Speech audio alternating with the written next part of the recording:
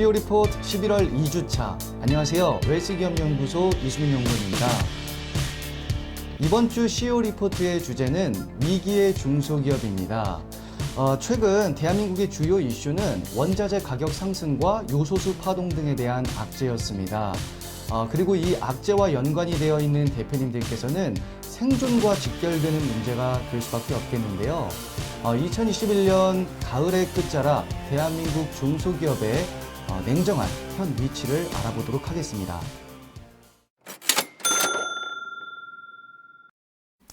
백신 접종률이 상승하면서 중소기업의 생산 역시 전년 동월비 6개월 연속 상승하는 추세입니다. 특히 소매 판매액은 신발, 가방, 의복 등 준내구재를 중심으로 전년 동월 대비 7.7%나 상승하여 지난 8월 기준 5.9%의 상승률을 기록하고 있습니다. 물론 대기업의 생산 11.5% 증가, 재고 마이너스 1.2% 감소하는 상당한 격차가 있습니다만은 경기 회복의 기대감이 상당히 높아지고 있다고 정리할 수가 있겠습니다. 일단 수출은 전년 대비 11개월 연속 증가하였습니다.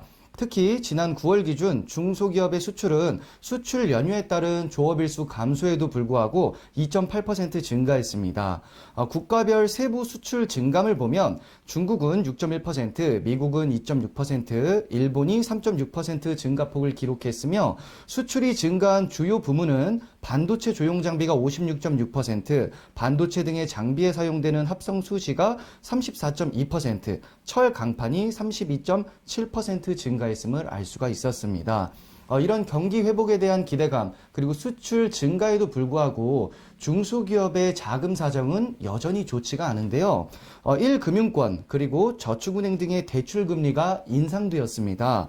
지난 8월 기준 중소기업의 1금융권 즉 은행의 대출금리는 2.93%, 전월비 0.08% 증가했으며 코로나 이후 최고치를 기록했습니다. 저축은행 역시 6.82%로 코로나 시작 이후 최고치를 기록했는데요. 금리가 오르는 것은 중소기업의 매출과는 상관이 없이 전 세계적인 어떤 유동성 축소에 따른 것이기 때문에 어쩔 수가 없겠지만 이제 막 회복하는 기업은 대출 상환 능력이 떨어질 수밖에 없기 때문에 아무래도 중소기업의 대출 잔액이 늘어날 수밖에 없습니다. 대출 잔액은 865조 원에서 873조 원으로 8조 원 이상 증가했고 연체율 역시 0.34%에서 0.37%로 소폭 증가하여 중소기업 자금 사정이 점점 심각해지고 있다고 볼 수가 있겠습니다. 또한 각종 원자재 가격 상승과 물류, 게다가 요소수 등의 가격 인상은 물가 상승으로 귀결되어 생산자 물가는 2011년 5월 이후 최고 상승폭인 7.5%를 기록하였습니다.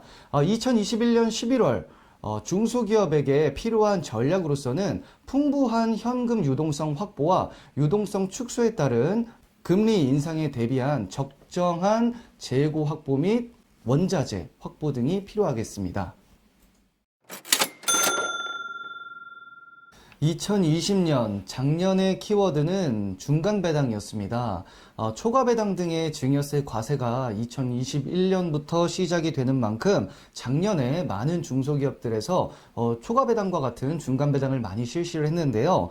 올해는 그렇지가 않다 보니까 중소기업의 잉여금을 어떻게 배분할지 새로운 전략을 구상해야 되지 않을까 싶습니다.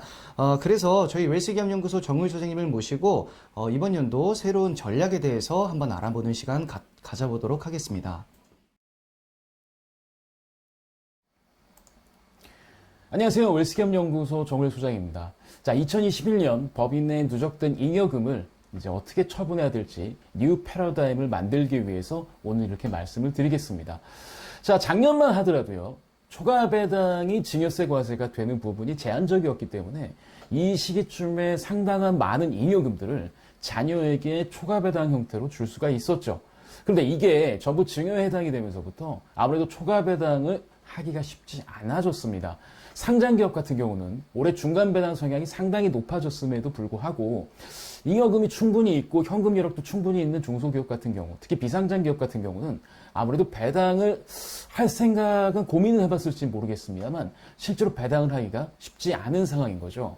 왜냐하면 자녀의 지분이 초과 배당 때를 하기 위해서 조금만 줬기 때문에 뭐 증여세를 내지 않고 증여재산 공제 한도 내에서만 줬기 때문에 자녀의 지분이 너무 작은 거죠.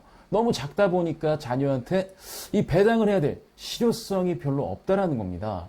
그래서 당연하게도 어쩌면 배당을 이제 못하겠다 생각하신 분들이 많으실 텐데요.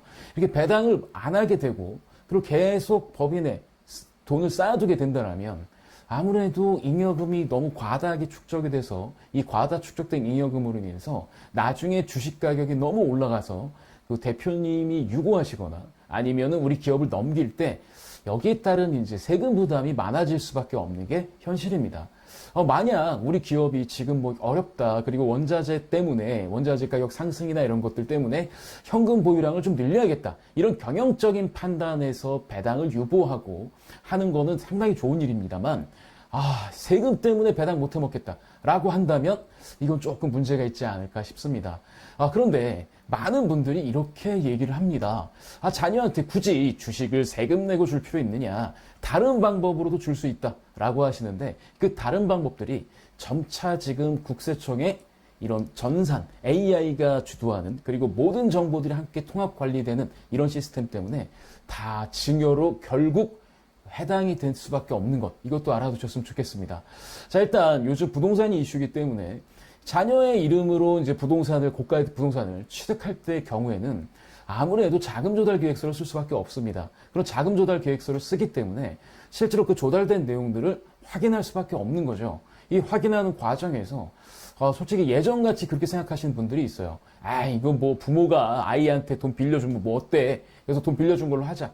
만약에 아이에게 돈을 빌려줘서 차용증을 이제 소명을 하게 된다면, 자금 조달을 하게 된다면, 실제로 이 돈이 자녀가 아버지로부터 차용한 이 돈이 실제로 차용한 용도인지 아니면 증여인지가 상당히 불명확하고, 여기에 대해서 국세청 같은 경우는 이 자금 분석을 통해서, 그 계좌 분석을 통해서 실제로 자녀가 부모에게 상환을 했는지 여부를 체크를 할 수밖에 없습니다. 그러니까 당연히 그냥 이 시기를 넘기기 위해서 자금 조달을 만들기 위해서 차용이라는 방법을 좀 가장해서 썼는데 이거를 실제라고 증명하기가 상당히 어려운 상황인 거죠. 그리고 원칙적으로 우리나라 세법상 이 부모 자식 간에, 직계 좀비속 간에 차용 거래는 정식적으로 인정되지 않습니다. 그래서 이 점도 좀 체크를 하셔야 되는 거고요. 그 다음에 이런 경우도 있을 수 있죠. 이거 대출 끼고 샀잖아. 대출 끼고 넘기자. 라는 경우인데 일단 대출이 넘어가는 것도 지금 문제가 될 수 있죠. 그 다음에 두 번째, 대출이 넘어갔다 하더라도 실제로 이 대출금을 누가 상환하느냐, 형식이 중요한 게 아니라 실제로 누가 상환하느냐, 이것까지 판단하게 됩니다. 그러면 한번 증여한 거에 대해서 사후 관리가 들어갈 수밖에 없는 거고, 자녀가 실제로 다 갚을 때까지는 이게 촘촘하게 지켜볼 수밖에 없다라는 거죠. 그래서 이거에 대한 진짜 디메릿이 상당히 크기 때문에 차라리 그냥 증여세 한번 깔끔하게 내고 그 다음에 뭔가를 주시는 게 더 나을 수 있습니다. 그 다음에 법인의 주식을 넘기는 것도 생각을 해볼 만한데요. 가장 국세청에서 주의 깊게 보는 것 중에 하나가 이 우회 증여입니다. 예를 들어서 차명으로 주식의 소유권을 넘긴 다음에 이 넘긴 소유권을 자녀가 다시 차명으로 사오는, 왜냐하면 비상장 주식 같은 경우는 특수한 계좌가 성립되지 않은 타인들의 거래 같은 경우는 아무래도 비상장 법인의 주식 가격으로 보기보다는 공정한, 그러니까 이 사람, 그 특수한 계좌가 아닌 사람들의 거래 가격을 더 우선시하는 경향이 있기 때문에 이렇게 좀 해서 세금을 좀 줄이고자 하시는 분들이 있는데, 이 역시도 지금 국세청에서 하고 있는 명의신탁 주식 감시 시스템에서 다 면밀하게 보고 있고요.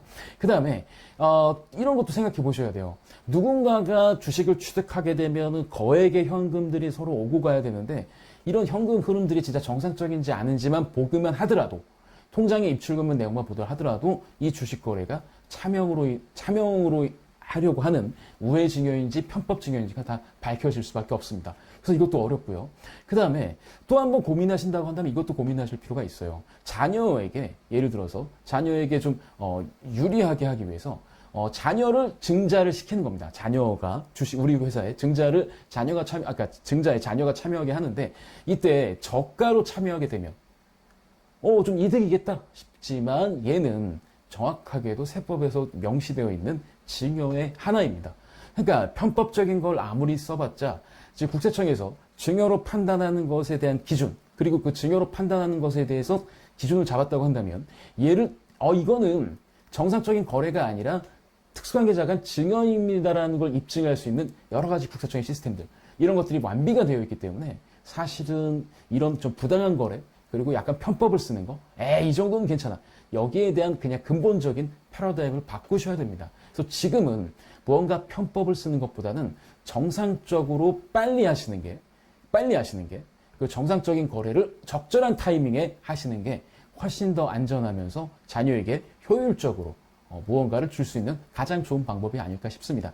언제든지 저희 웰스기업연구소에 이런 부분에 대해서 상담을 요청하시면 저희가 2021년 그리고 2022년 최적의 법인에 유보된 잉여금을 처분할 수 있는 안전하고 합법적인 전략을 말씀드리도록 하겠습니다. 이번 주는 여기까지입니다. 이번 주 저희가 준비한 소식은 여기까지입니다. 저희 웰스기업 연구소는 중소기업의 성공을 위해서 항상 최선을 다하겠습니다. 좋아요, 구독, 알림 버튼은 저희가 컨텐츠를 만드는데 많은 도움이 됩니다.